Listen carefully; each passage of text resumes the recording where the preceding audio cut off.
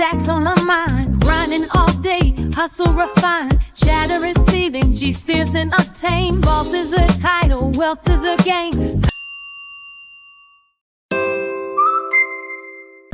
The song because it is from the movie, and I thought, I love pretending to be the DJ on this show. And I loved choosing this song because it was about resilience and encouraging the main character to stay strong. And, because we're talking about mental hacks to manage stress today, I thought this would be the perfect song. So Spirit is a song by Beyonce, the Queen Bee. And I just wanted to know, Confidant community, are you dealing with stress right now? And if you are, how are you managing it? So many people seem to be triggered, I find these days, struggling with anxiety and stress and depression. I know just recently, FP Canada did another financial anxiety survey, and financial stress still ranked one of the top stresses that people have.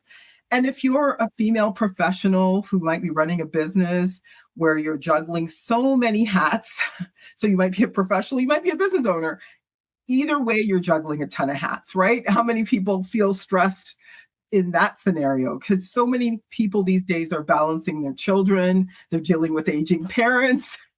Any of you are dealing with any of these things, feel free to post it in the chat. I would love to know, how do you keep it together when everything feels like it's on your shoulders?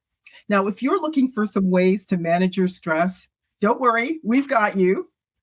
Today, we actually have Laura Louise, a registered psychotherapist and Hermetic Teacher. And I'm going to ask her about a Hermetic Teacher. I've never heard of this before. She's also a founder of Royal Arts Healing Academy.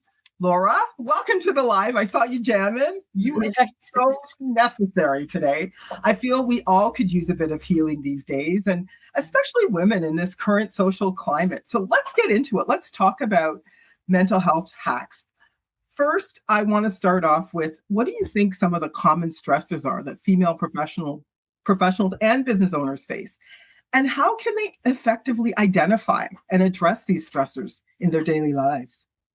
Well, first of all, thank you for having me. I love the song. Lion King is one of my favorite movies. Oh, yes? Oh, yes, absolutely. And I haven't seen it. I only ever saw the play. So love the play. One of my favorites as well. Yeah, definitely.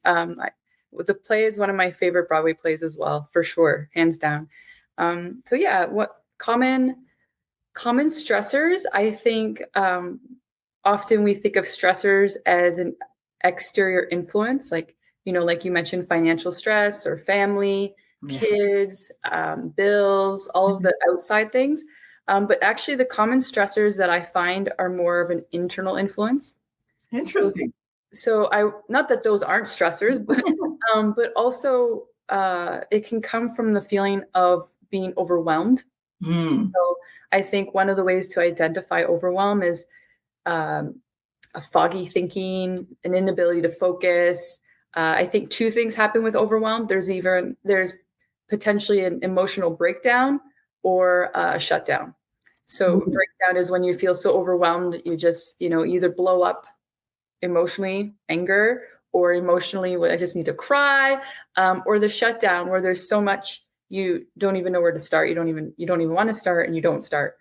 So that's one of the stressors I would identify. Another one would be life-work balance, being able to juggle that. Like you said, especially professional women wearing many hats. They have many hats within their profession, but they also have many hats within their life. The mother, the sister, the friend, the wife, the partner, so there's that balance is always weighing on people. And I think if you're struggling with life-work balance, you might not be noticing it, but some ways to identify that would be if you snap on the people that you love. Often we can be really good with clients or customers or friends even, and then it's the people we live with that we blow up on and just have zero patience for. And I think that's an indicator that you could be more stressed than you think. Well, they're the safe place, right? The safe haven, if you will, that you can blow up on. You can't necessarily blow up on the boss. You can't necessarily blow up on your clients if you're a business owner. So they're kind of like the safe place that you can sort of focus or channel your stress on. And I just thought it was so fascinating that you were talking about overwhelm and how it shows up. We were talking about mental hacks all month, and dealing with hacking on your computer. And it's like when your computer gets overwhelmed, it shuts down or it looks like it's blowing up. So in some ways, you kind of have to look at ways to reset your mainframe. And I'm talking your internal. Now we're talking mental, your own personal mental journey. And it's kind of like, your mainframe, you got to reset that just based on what you're saying if you're dealing with overwhelm. And then the other thing I was thinking was how interconnected, work-life balance and trying to juggle with that sense of overwhelm. How interconnected are these things, right? Mm-hmm. Absolutely. And it can be related to computer for sure. Do you have too many windows open? Just before I started this podcast, I knew I had to shut down all my windows because to do a live stream, if you have too many things open, it starts to lag, right? But that's how it is in life too. We have so many things on the go that we don't realize that when we have lots of things on the go, that they might be running a little bit slower or, less optimal. And especially as women, we're really great at multitasking. Yeah. To our detriment. Yes. So being able to learn how to be a little bit, to know that you can multitask, but it doesn't mean you always should be multitasking. So just because you can, Confidant Community, that doesn't mean you should. I would love, Confidant Community, post in the chat, what is your top thing that's overwhelming you right now? Too many things open. How many things are you juggling? And I'd love for you to give us some feedback on what are you juggling right now and how is it showing up? Is it showing up as overwhelm? Is it showing up as as Laura pointed out, just yelling at your family, or is it something else? We would love to know. Please feel free to post in the chat. Now we've identified that these are some things that people are dealing with, is overwhelm and figuring out work-life balance. And these things are obviously not isolated, but let's talk about some practical tips to tackle these stressors that we're dealing with, especially as, we're talking about juggling and how do we balance all of these responsibilities that we have as women, because it's hard, right? It's challenging. Oh, for sure. I think the first thing is to be honest with yourself. Sometimes we don't realize that we're not actually accepting the fact or identifying the fact that we're stressed. Like, you have to identify it in order to problem solve it. But if you just keep go, thinking that it's going to relieve itself, it doesn't. It does not relieve itself. It's actually our responsibility to be able to identify and be open and to be willing to address it. I know, because, I'm sure so many women watching this might say, yeah, of course I could, the boss might say, could you take this on? And you say, sure, I can. I'm totally fine. Yeah, of course I can, take on another project, even though I have all these things I'm juggling along with, my kids, picking them up to and from all of their activities, and parents who need me, and my, siblings might have challenges. Of course, one more thing, no big deal. I can handle it. But can we? Are we being honest with ourselves is what I'm hearing from you. It's so true. It's very true.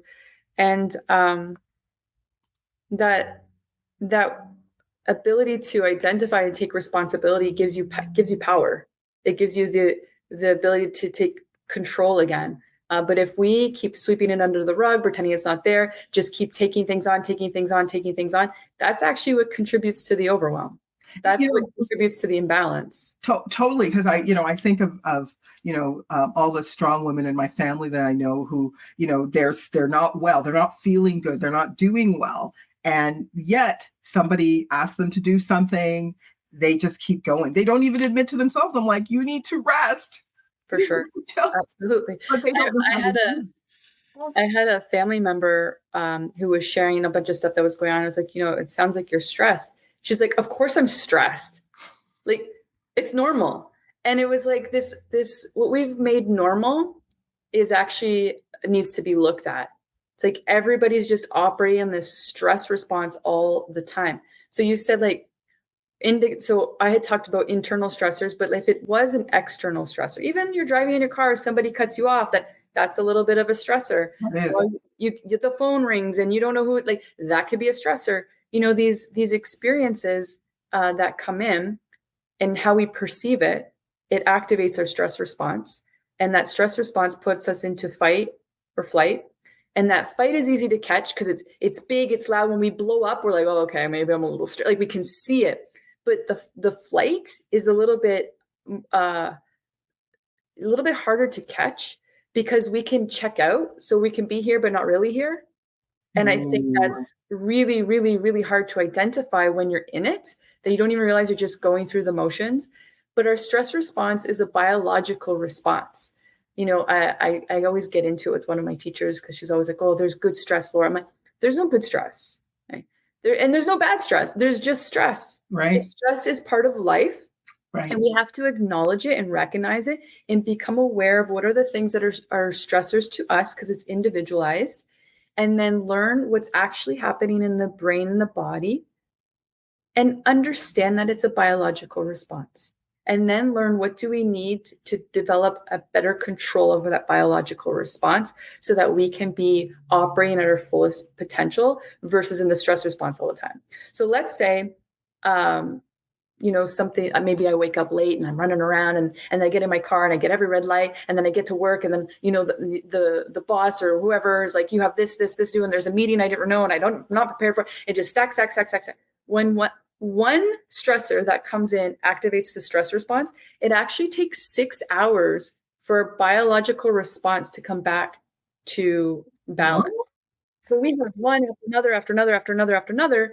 That means most people are not actually coming off of the stress response. 6 hours coming up to me. And then you talked about, how, family members and women they just keep going. Their legs broken and their shoulders hanging, but they're just going to keep going. Like, we need to learn how to rest. Like literally our nervous system communicates that stressor. So it's like a zzz, when we need to be able to run and fight. If there's a lion, tiger, or bear, that's why we have that biological response. But when our child walks into the room or our loved one says something and we are operating like they're lions and tigers and bears, speaking of Lion King, yes. It's just not, it's not the best way we could be operating, especially with the people that we love. So understanding that the stress response is one, that jolt, but also part of the stress response is the coming down. Understanding the nervous system. But I think most people's nervous systems are completely shot. And 100%, because you say that and I'm thinking, okay, first of all, we don't necessarily take ownership of the stress that we have. So we're basically not recognizing that we're overwhelmed. And so we go from that to taking on so many different things, like trying to balance our careers, all the personal responsibilities, business clients, all those things. And we're on autopilot. We just keep taking more and more things on. And we don't even tune in, is what you're saying, to all the things that are going on inside of us, which means we're constantly in a stress in our mind, biologically, our own stress state all the time, which is fascinating. It is fascinating. I love how you said tuned in. Because you're talking about female professionals and mothers and things like this. It's like one of our greatest magics as a female is our intuition. And you can't access your intuition when you're in the stress response. So we think our intuition's that, I can feel it in my stomach. Can you though? Or is that the stress response? And being able to identify and discern what is the stress response and what is intuition. This is massive because when we can calm our system and learn how to relax the system, and I know for some people that sounds absolutely foreign, and I want to acknowledge that and offer some compassion because I understand that it's like, you don't understand. I have this and this and this and this. You don't get, I understand, I get it. And I want to offer a piece of hope that it is possible to get a better understanding of your biological response so that you can be operating from a higher level, to be operating from that intuitive piece that we mother's intuition. I worked a lot with, child and youth in my early years as a psychotherapist. And I would always tune in to what was coming through the mom. She's like, I'd be like, what do you feel? Well, and I would use that as a guiding way to go, because there's nothing like a mother's intuition. Absolutely nothing. And as a society, if we can actually honor that and respect that, and bring that back to life, I think we'd be operating very differently. But unfortunately, we're running a lot of masculine energy as a society. Go, go, go, do, force, force, force. And that's a good energy, but it's out of balance when that's all we're operating from. Wow, wise words, Laura. I'm just thinking, if that's the case, I would love for you to share. First of all, how do we tune in? Because if we're just operating on autopilot and we're numb, because what I'm hearing is we're just numb, taking on more and more things, kind of adding and adding and adding to our stress, which means we never come down from that. What are some self-care practices or routines that you would recommend to actually help us tune back into our intuition, and also just maintain our mental health, especially in these high pressure scenarios that so many women are dealing with? I would like to invite people to consider, we talk about investing money, but investing time and energy into moving that investment into vices towards vitality. So often we want to turn it off through vices, whether it's smoking, drinking, numbing out in some way. And that's a way that we've learned to cope with stress, is to shut it off in some way. And it's just a way that we've learned. It doesn't mean it's the most effective way, even though it can be effective. For example, cigarettes, right? Super effective, by the way. Inhale, exhale. The way to, what did you call it? Like hack the system of the stress response is through the five senses. So any activity that activates the five senses. So cigarettes, inhale, exhale, taste, touch, smell. Most people go outside. They get all the senses from outside, and it's effective for de-stressing. But it's not effective. All you got to do is look at the box for the overall health and vitality. So we have to switch those vices into just focusing on what's effective and supports our vitality, what's effective and supports our overall health, not just mental, but mental, emotional, physical, spiritual health. So it's vice, tangible answers. I love it. Vice versus vitality, confidant community. Yeah. Sure. Why can we transform those into things that are going to actually help us tune into our senses, which is the vitality piece, is what I'm hearing from. Yeah. Something that's just as effective, making a tea. You pour the water boils, you pour the water, the color changes, you can hold it, you can smell it, you can taste it. There's the temperature, all of the things are activating the five senses. So that can also calm the system. I work with a lot of people who don't necessarily have time to do more things, like number one answer, meditation. Well, I don't have time to meditate. Okay. So I love to incorporate things that you're already doing. Here's a quick one. We all have to go to the bathroom at some point. Right. So you can utilize that time where you're not just go and leave. It's like, listen to the water, feel the soap, smell the soap, feel the texture, wash your hands where you're actually present. Imagine, sense that you're cleansing any stress or tension as you're washing your hands. It takes an extra 30 seconds to do that, but it's a hack that completely allows you to calm the system. So it sounds like slowing down, tuning in to those five senses. It's an opportunity to slow down and tune in. Now, one of the most effective things I think too is nature. A lot of people are like, I go for a walk, I just feel so much better after. But when you're busy and you have a lot to do, what's the last thing you end up doing? Going for a walk. You don't have time for it. But if you recognize that it's effective for your mind, body, and your emotions, then you can prioritize it in a way that you give yourself permission, like this is needed so that I am more effective in all the things that I need to do. You can overwhelm it with something. Why sit in overwhelm? Why sit there numb in overwhelm? Maybe go for a walk and figure out how to fit it into your routine, is what I'm hearing. Yeah. Or you're driving from point A to point B, you park. When you're walking from your car to whatever the building you're going in, listen to the birds, feel the breeze, take in the colors, breathe, smell. Incorporate your kids, if you're a leader at work, if you start meetings in that way, like there's so many ways to weave it into life. We just don't think about it because our brain is hijacked by stress, and we actually have to take control back. And you can get really creative in ways to weave in mindfulness to be able to give yourself opportunities that are already there to reset.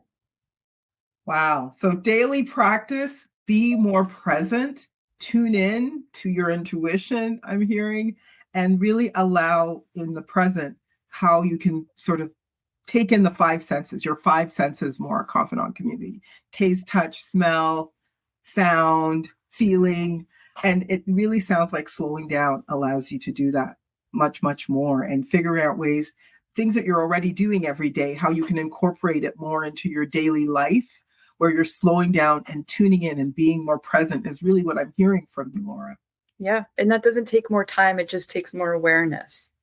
But like I said, you can be here, but not here. So you could be doing all the right things, but you're actually not there for them.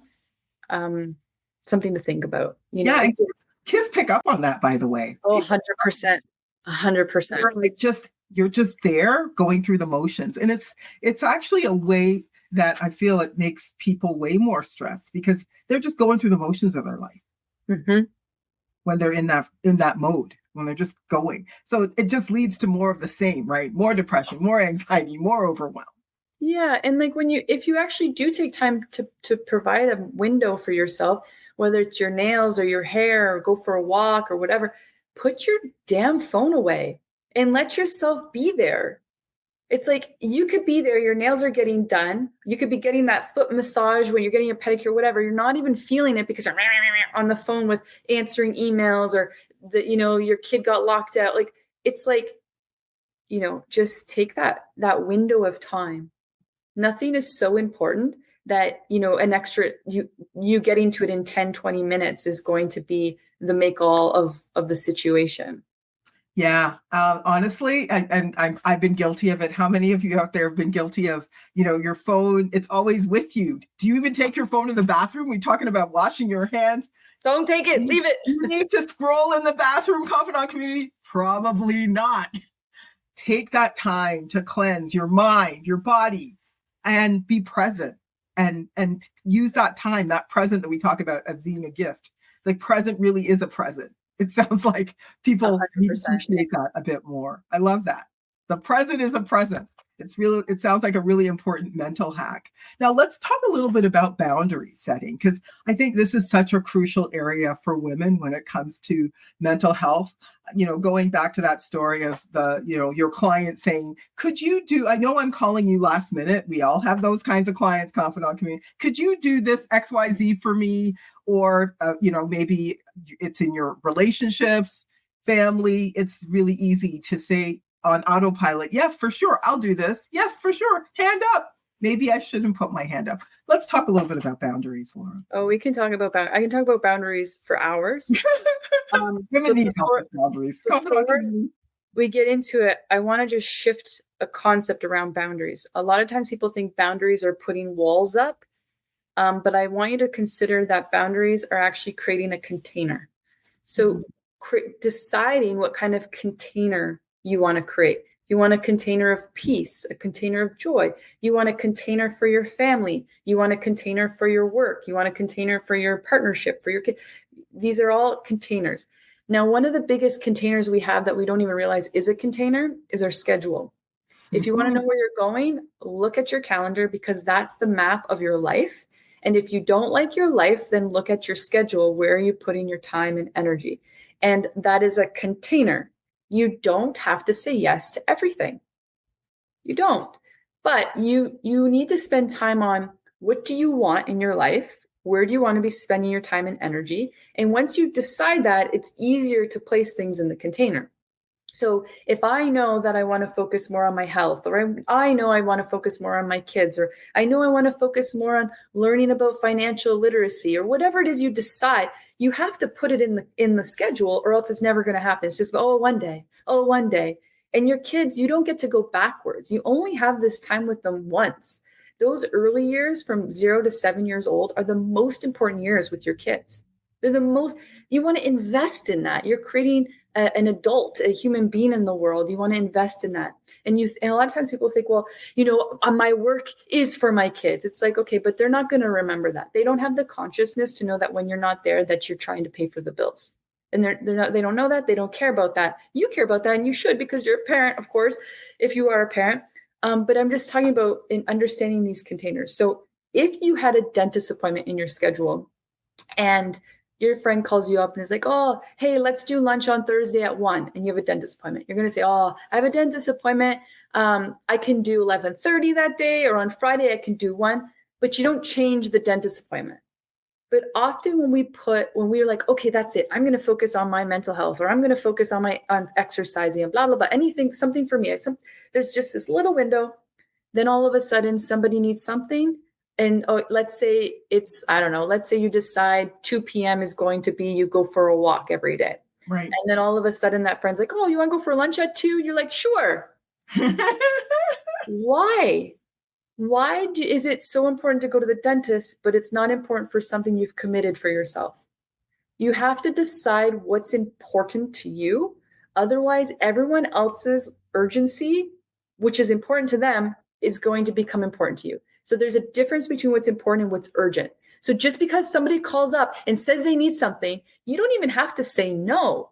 You can just say when you can. Right. They'll go, oh my God, I didn't need this. Da, da, da, da. Can you do this? It's like, okay, no problem. I can help you with it tomorrow after work. Why does it have to be right in that moment? Most times people are in the stress response. So the best you could do is help calm their stress response. Right. And we can be really good at that for other people. Take a deep breath. It's going to be okay. And we can be that way for others. Got to learn how to do it for ourselves. But the good thing is we have the capability, because we do it for their kids and we do it for our partners. We do it for our friends, so we do have the capability.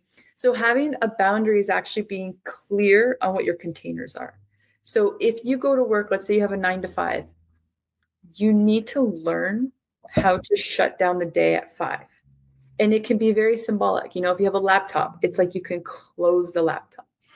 You could be like a ceremony of closing the lights, closing the door. Even if you work from home, have an area, a container for work, whether it's an office or it's like if you're in a condo and there's a corner that you sit at a certain desk, but that's all you do with that area.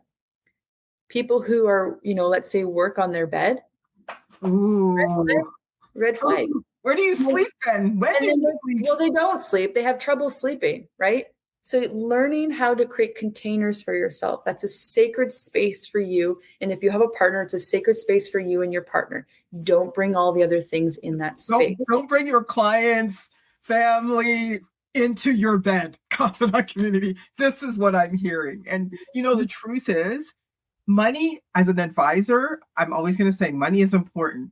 Money is, however, something you can recover. Time, unfortunately, is something you cannot. I'm going to say this again, confidant community, because I'm guilty of it too. And it's a practice. It's a daily, weekly, sometimes by the minute practice of reminding yourself. Money you can recover, time you can't. So what is your priorities? Sandra Becker. Hey, Sandra, good to see you out there. I see your answer or your comment here. Especially difficult to say no for those who struggle with being people pleasers. I hate putting my hand up. I've had to learn. I'm like a recovering people pleaser. Any recovering people pleasers out there, confidant community, please feel free to post in the chat. We're here to support, not to shame or blame.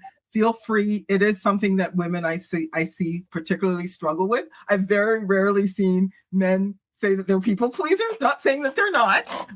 Not true. Actually, I just did a group yesterday. I have a group called Tea Tuesday, the last Tuesday of every month in person. And this theme came up again, and it was a man who brought it up. Wow. And within the group, both men and women raising their hand to being people pleasers. It may show up differently then. It's 100% differently. Yes, recovering people pleaser. I'm here for you, Sandra. I get it. It is challenging to be a yes person and want to not disappoint anyone. But at the end of the day, there's only so much time we all have in those containers, because containers to me, it's like also protecting yourself, the people that you love, and protecting that other person too, so that they know in your containers, based on how you set up your life, what's important to you, right? Otherwise, everything could be important or nothing could be important, depending on what you put in that container. So such an important point. And, as we're talking about supporting people, let's talk about community. What role do you think community can play in really helping with supporting women's mental health challenges, especially professional women and business owners? I think community is really important. I think women need to communicate. One thing to be mindful of is that in that communication, it, what is the focus? Because a lot of times women who come together to talk, there's that naturally helps us. We just want to be mindful that we're not coming together to communicate through complaining. Yes. Right. Yes. So what happens is you complain about this and I complain about that, and it just creates this container of complaints. Right? That's different than venting. You need to be able to speak to someone and just like, hey, I just need some ears for like a good 5 minutes to just get this off and just vent with someone who is going to allow you the space to vent versus build on it. So here's the difference. I don't know if you've ever come across somebody where you're like, you're not going to believe what happened to me today. Like it was the worst day ever. And a great answer would be, what happened? Tell me about it. Versus someone might be like, oh, wait till you hear about my day. No. It was right. And then it builds. And so you Right. have to be able to surround yourself with people that can hold a container for you. So no comparison complaining. Then this happened to me. Well, really? Let me one up you. This happened to me. And here's the deal. We need to bitch. That's real. So you need to get it out and you need to like vent, but then it needs to diffuse. Because if it keeps building, there's no productivity in that conversation. So knowing who your people are that can hold that container for you. And if you don't have those people, that's what professionals are for. Right. You know, where you pay a professional to hold that space for you, you know, and a lot of times it's funny because that professional ends up being the hairdresser. There's a reason why they call it therapy. What is it? Therapy, right? Where it's like people sit in that chair and it's like, and they just get it all out. But it's like, we have to have people in our life that we can talk to and communicate with. But complaining and communication are two different things.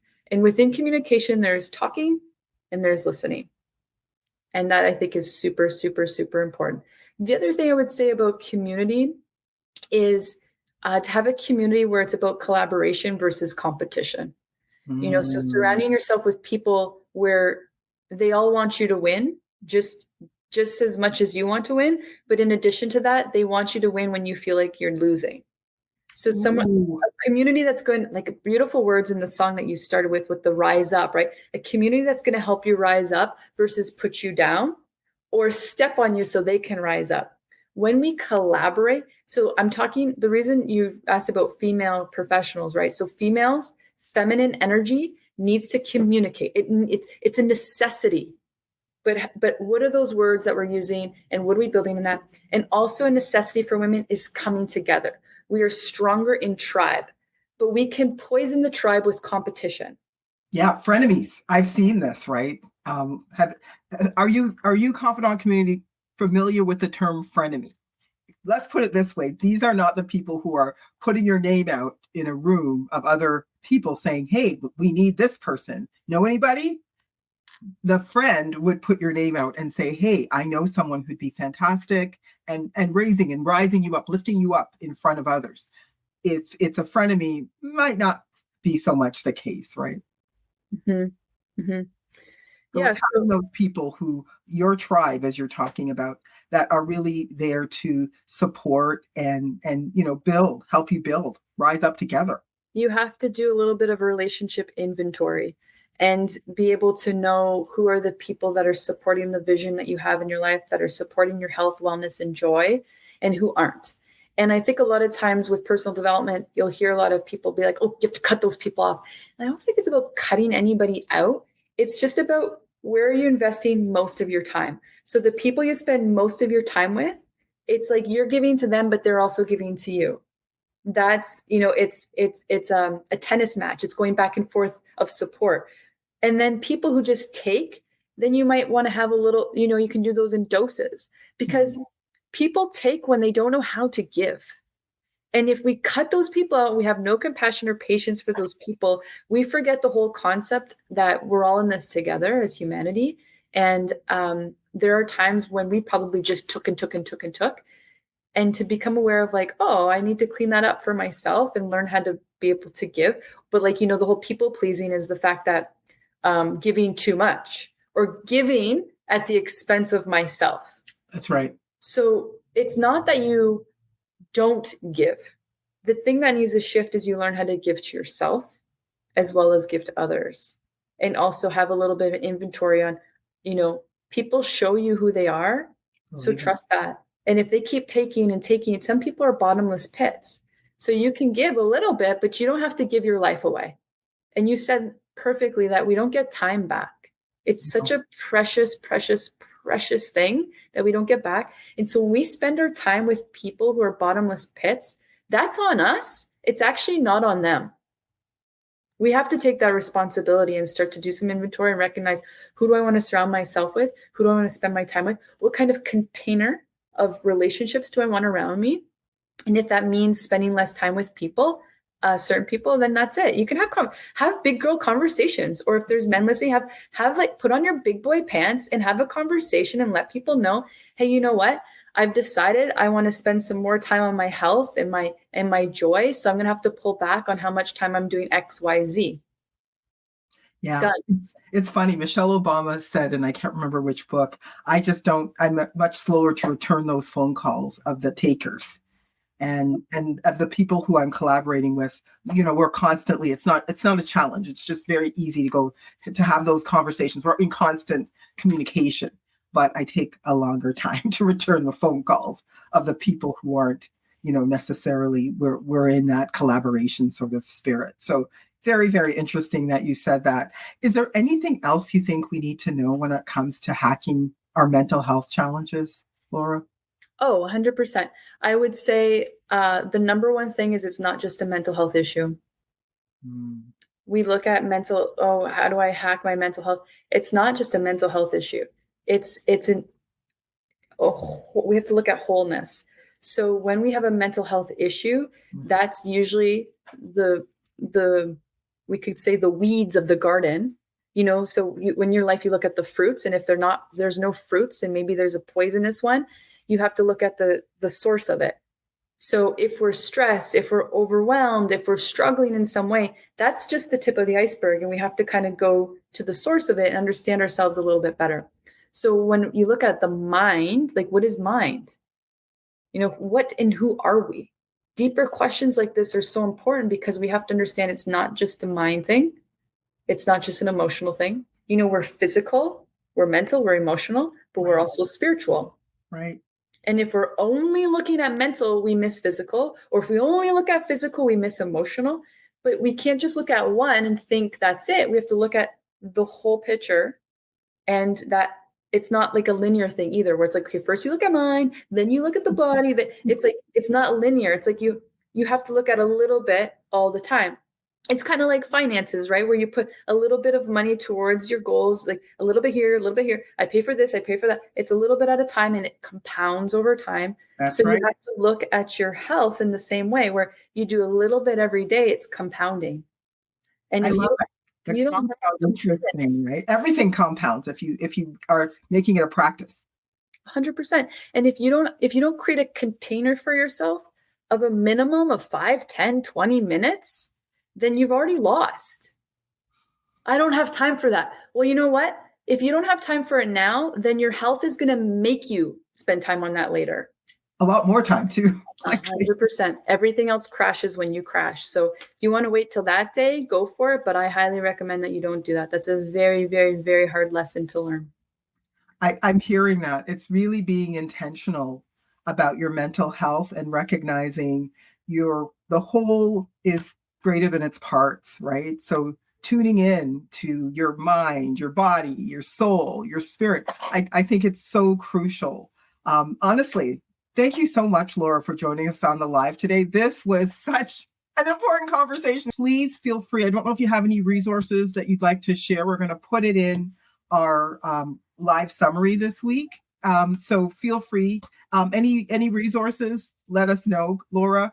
If you missed some of this conversation, as I mentioned, we're going to be posting a summary because there's been so many essential things that Laura has said around managing mental health. So we're going to post all of this in a summary on Sunday. So please feel free to tune in with that, and also her contact info. So if some of you out there are struggling with mental health, reach out to her. Some of you might also be struggling with financial stress and need to have a confidential conversation on how to overcome that. Jody is actually on the live and she's ready to take your call. So feel free to reach out to her. We call ourselves confidants, so people know we will never talk down to them when it comes to their finances. That's really important. Please feel free to like, comment, and share. Sharing is caring. So you can check out also our past lives we have done on our YouTube channel. And remember, follow us on our socials for all the latest updates. See you then and enjoy. Thank you so much again, Laura, for coming. And hopefully we'll get you back here sometime soon. Thanks again.